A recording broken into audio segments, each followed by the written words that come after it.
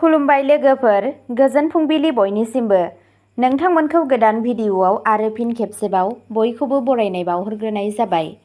आं दिनै नोंथांमोननि सिगाङाव 21 जुलाइ 2025 मायथाइ एबा 4 सावन दान 1432 मायथाइनि सानसेनि फानजामुथिखौ फरायथिनो लादों। आसा खालामो नोंथांमोनहा भिडिअ'खौ नायना मोजां मोनगोन।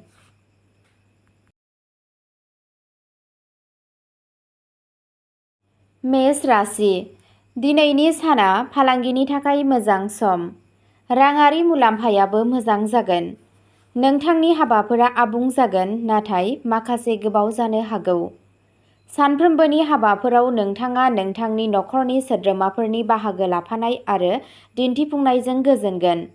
साख्रि नागिरग्राफोरा गुबैयै आरोंदायारि आयदायाव मोजां मासि मोनगोन। जायफोरा जाफुंसारै खामानियाव थिसनजायो बिसोरहा समाव मासि जौगानायनि मोनसे गोख्रों खाबु थायो। नोंथांनि दिनैनि खाफालगोनां दिगआ जादों साहा, खाफालगोनां अनजिमाया जादों 1 आरो खाफालगोनां गाबा जादों गोजा गाब। वृषभ राशि। दिनैनि साना नोंथांनि थाखाय जोबोद मोजां जागोन। फरायसाफोरनि थाखाय दिनै बिसोरनि जिउ राहायाव मोनसे गोदान सोलायनाय लाबोगोन। जुदि नोंथाङा मोनसे गोदान फालांगि जागायनो सानदों, अब्ला नोंथाङा बेयाव जाफुंसारगोन। नोंथाङा गोजोननाय मोनगोन। बयबो नोंथांनि खोथाखौ गोसो होनानै खोनासंगोन। नोंथाङा नोंथांनि बैसोगोराफोरनिफ्राय मदद मोनगोन। नोंथांनि खामानिया बाख्नायजागोन। मोजां मोनलायनायनि सोमोन्दोआ गोख्रों जागोन। फालांगियाव आयआ बांनो हागौ। नोंथाङा नोंथांनि जिउ लोगोरिनिफ्राय मोनसे समायना अनथोब मोननो हागौ। भगबान गणेशनो हालदै तिलक फुन आरो नोंथांनि गासैबो नाजानाया जाफुंसारगोन। नोंथांनि दिनैनि खाफालगोनां दिगआ जादों खोला, खाफालगोनां अनजिमाया जादों 5 आरो खाफालगोनां गाबा जादों मैनि गाब। मिथुन राशि। दिनै नों सोरबा गोरिबखौ आदार होनांगोन। बयनिख्रुइबो देरसिन जेंनाया गोरलै जागोन। गोख्रै खारनाय आरो खैफोद लानायनिफ्राय गोजानाव था। आसा खालामनाय खामानिफोराव गोबाव जागोन। गोसो बायनाया नोंखौ गोहोम खोख्लैगोन। बिमा मोदायजोनि बोर नोंनि सायाव बांसिन जागोन। दिनै नोंथाङा नोंथांनि मोनदांथिफोर आरो जेंनाफोरखौ मोजाङै रानलायनो हागोन। माखासे रुटिन हाबाफोरखौ आबुं खालामनो हायो। दिनै नोंथाङा बिसोरजों लोगोसे गोबां रंजाथाव हाबाफारिफोराव बाहागो लागोन। नोंथांनि दिनैनि खाफालगोनां दिगआ जादों सोनाब, खाफालगोनां अनजिमाया जादों 3 आरो खाफालगोनां गाबा जादों गलापि गाब। कर्क राशि। नोंथाङा जिउनि गासैबो बिथिङाव जाफुंसार आरो जौगानाय मोननो हायो। नोंथाङा नोंथांनि बैसोगोराफोरनिफ्राय मुलाम्फा जागोन आरो नोंथांनि जिउ राहायारि थाथाया बांसिन दिदोम जानो हागौ। नोंथांनि खामायनाया बांगोन आरो नोंथाङा गोबां गुबुन फुंखाफोरनिफ्राय मुलाम्फा जागोन। मोनसे गोलाव दावबायनाया फिथाइ गोनां जानो हागौ। नखरारि जिउआ गोजोन आरो आरामगोनां थागोन। आरो गासैबो सोद्रोमाफोरा गावजों गाव गोजोनै आखु दिन्थिगोन। सावस्रिया मोजां जागोन। नोंथांनि दिनैनि खाफालगोनां दिगआ जादों साहा, खाफालगोनां अनजिमाया जादों 9 आरो खाफालगोनां गाबा जादों रेजें गोमो गाब। सिंह राशि। सिंह राशिनि सिनआ जेब्लाबो सांग्रां जायो, जर'खायै सानफ्रोमबोनि रुटिनआव फिसा फिसा खामानिफोर बायदि फिसा फिसा जिरादफोरनि समाव। बे समाव फिसा बाहागोआरिफोरा मख'जाथाव बिहोमा होयो आरो सानजौफुआव जेराव मोसौफ्रा फोथाराव मोसौ खायो, गोबां सुबुंफोरा रायज्लायनो ज' जायो। बेखौ बुंनाय जायो दि ज' जानाया मोजां खाफाल लाबोयो। सोरबा न'आव दं ना गैया रायज्लायनाया मिथिंगायारि महरै जायो। बे सानाव हारिनि गेजेराव खौसेथिनि थाखाय खावलायनाय जायो। सांग्रां जानाया गासैबो सानावनो गोनां। मानोना खामानिया जेब्लाबो रोखोमसे नङाबो जानो हागौ। जेराव हेफाजाब थायो, गोरोबलायनाया जौगायो। गायत्री मन्त्रखौ फरायनाय जायो। बेयो गोसोखांनाय आरो रंजानायजों बुंफबनाय सान। गोबाव समनिफ्राय नेबाय थानाय खुसिनि फोरबोआ बेवहाय दं, जाय मोनसे गिनो रोङै आरो फोरबोआरि थुलुंगाजों सिनायथि होजानाय। नोंथांनि दिनैनि खाफालगोनां दिगआ जादों सोनाब, खाफालगोनां अनजिमाया जादों 3 आरो खाफालगोनां गाबा जादों खमला गाब। कन्या राशि।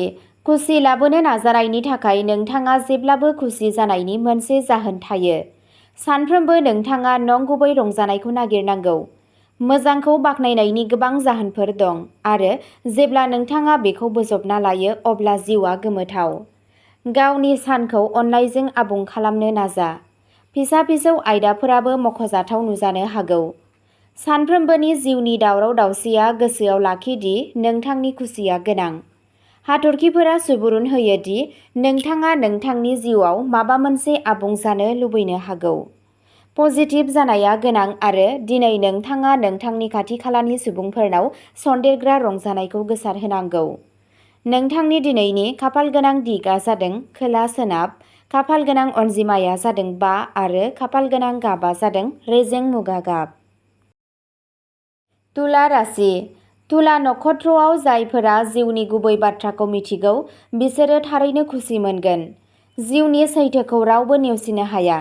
बबेखानि जुदि सासे सुबुङा मिथियैयाव गोजोननाय नागिरो अब्ला बिसोरो थांना थानायनि दावबायनायाव उनाव थालांगोन। मुलुगआ उनफिनना थाया, बेयो सोलायो आरो सोलायो, जाय जोंखौ नांथारगौसिम दैदेनो। बे लामायाव जायफोरा मिथिंगा आरो बिगियानारि आयेनफोरखौ मानियो बिसोरो गियाननि लामाखौ मोनगोन। समाजआ मोनसे मोजां इयुननि थाखाय खौसेयै खामानि मावगोन। जेरै जों जौगानायनि थांखि लायो, जों समनि नेरसोनफोरखौ सिनायनांगोन। गुबुनखौ हेफाजाब होनाया सासेनि आखुनि थार जखा। नोंथांनि दिनैनि खाफालगोनां दिगआ जादों सोनाब, खाफालगोनां अनजिमाया जादों 3 आरो खाफालगोनां गाबआ जादों गोथां गाब। वृश्चिक राशि। दिनै नोंथांनि साना जोबोद मोजां जागोन। नोंथाङा नोंथांनि सानखौ गुबुनखौ सिबिनाय आरो जोथोन लानायाव बारहोनो हागौ। दिनै मानसिफ्रा नोंथांजों जोबोद गोहोम खोख्लैगोन। बे राशिनि फालांगियारिफोरा मुलाम्फा मोननो हागौ। मावख'आव नोंथांनि खामानिखौ जोबोद बाख्नायनाय जागोन। बे नेरसोननिफ्राय इन्टेरियर डिजाइनिंनि फरायसाफोरा मोनसे मोजां इन्टार्नशिप अफार मोननो हागौ। दिनै नोंथाङा मोनसे मख'जाथाव जाफुंसार जानो हागौ। नोंथांनि खामानिनि आखा-फाखाथिया दिनै साबसिन जागोन। नखराव गोजोननाय आरो गोजोननि आबहावा थागोन। गावनि बिमा-बिफानि बोर ला आरो नोंथांनि गासैबो नाजानाया जाफुंसारगोन। नोंथांनि दिनैनि खाफालगोनां दिगआ जादों खोला, खाफालगोनां अनजिमाया जादों 9 आरो खाफालगोनां गाबआ जादों गोथौ गोजा गाब। धनु राशि। दिनै मोनसे गोमोथाव गोदान सानस्रिया नोंथांनो राङारि मुलाम्फा लाबोगोन। नखरनि सोद्रोमाफोरजों गोरोबलायै जानो हागौ। बेनिखायनो दावराव-दावसिनिफ्राय बारग'नो नाजा। मुखुबनि थाखाय नोंथांनि सावस्रिया गाज्रि जानो हागौ। नोंथाङा नोंथांनि थांखिफोरखौ मोनफुंनो थाखाय गोख्रोंसिन खामानि मावनांगोन। बिब'-बिनानावफोरजों सोमोन्दोआव गाज्रि जानो हागौ। नोंथाङा खाफालनिफ्राय एसे मदद मोननो हागौ। गावनि जिउ लोगोरिनि गोसोखौ बुजिनो नाजा। नोंथाङा नोंथांनि गथ'फोरजों सोमोन्दो गोनां मोजां खौरां मोननो हागौ। नोंथांनि दिनैनि खाफालगोनां दिगआ जादों सा-सोनाब, खाफालगोनां अनजिमाया जादों 9 आरो खाफालगोनां गाबआ जादों रेजें गोथां गाब। मकर राशि। फरायसाफोरा सरासनस्रानिख्रुइ बांसिन जेंनाजों मोगा-मोगि जानो हागौ। थेवब्लाबो बिसोरो गावसोरनि नाजाबाय थानाय नाजानायजों जाफुंसार जानो हायो। नोंथाङा फरायनायनि फारसे नोंथांनि नोजोरथियाव बांसिन गोसो होनांगोन। जुदि नोंथाङा मोनसे गोदान साख्रि नागिरदों अब्ला नोंथांनि लामायाव गोबां खाबुफोर फैनो हागौ आरो सायख'नो थाखाय खाबुफोरबो फैनो हागौ। गोनांथार थिरांथाफोर लानो थाखाय गुबुननि सायाव सोनारनाया नोंखौ जेंनायाव खोख्लैनो हागौ। नखरनि सासे आइजो सोद्रोमाया नोंथांनि जेंनाफोरखौ एसेब्लाबो सुस्रांनायाव मदद होनो हागौ। नोंथांनि दिनैनि खाफालगोनां दिगआ जादों सोनाब, खाफालगोनां अनजिमाया जादों 2 आरो खाफालगोनां गाबआ जादों गुफुर गाब। कुम्भ राशि। दिनै गोजौ थाखोनि मावख'गिरिफोरजों मोजां सोमोन्दो लाखिनो नाजानाया फिथाइ गोनां जागोन। नोंथाङा सासे लोगोरिनिफ्राय मदद मोनगोन। जिउ राहा जौगानायनि नेरसोनफोर दं। मावख'नि आबहावाया मोजां थागोन। नोंथाङाबो बेनि आबुं मुलाम्फा लानो हागोन। नोंथाङा सम्पथिजों सोमोन्दो गोनां मोजां खौरां मोननो हागौ। दावबायनाया गोजोनथाव जागोन। नोंथाङा गावनि जिउ लोगोरि आरो गथ'फोरजों मोनसे धोरोमारि थावनियाव थांनो हागौ, जाय सोमोन्दोखौ गोख्रों खालामगोन। सिगाङाव लानाय थिरांथाफोरा साबसिन फिथाइ होगोन। देबि सरस्वतीखौ सिबि आरो नोंथांनि गासैबो लुबैनायफोरा आबुं जागोन। नोंथांनि दिनैनि खाफाल गोनां दिगा जादों सोनाब, खाफाल गोनां अनजिमाया जादों 6 आरो खाफाल गोनां गाबा जादों रेजें गोथां गाब। मीन राशि। दिनै नोंसोरनि माखासेया साबसिन साख्रिनि नेरसोन मोननो हागौ। फालांगियाव मुलाम्फा जागोन। गोदान मावथांखिफोर आरो खरसाफोरखौ एंगार। गोबां सोरजिलु आरो थुलुंगाया नोंथांखौ गुबुन मोनसे मुलाम्फा गोनां सानसिम लांगोन। राङारि बिथिङाव लासै लासै गोहोनि मिजिं दं। माब्लाबा माब्लाबा गुबुननि खोथाखौ खोनासंनायाव जेबो खहा जाया। गुबुननि बाथ्राखौबो गोथौवै ला। दिनै नोंथाङा नोंथांनि जिउनि गोबां बिथिंफोरखौ लानानै एसे दुखु मोननो हागौ। नोंथांनि दिनैनि खाफाल गोनां दिगा जादों खोला, खाफाल गोनां अनजिमाया जादों 5 आरो खाफाल गोनां गाबा जादों रेजें गोजा गाब। अब्ला दिनैनि भिडिअ'आ एसेनोसै।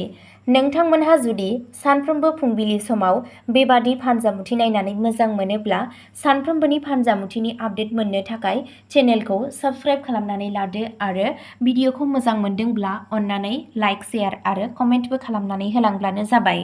गोजोन्थों।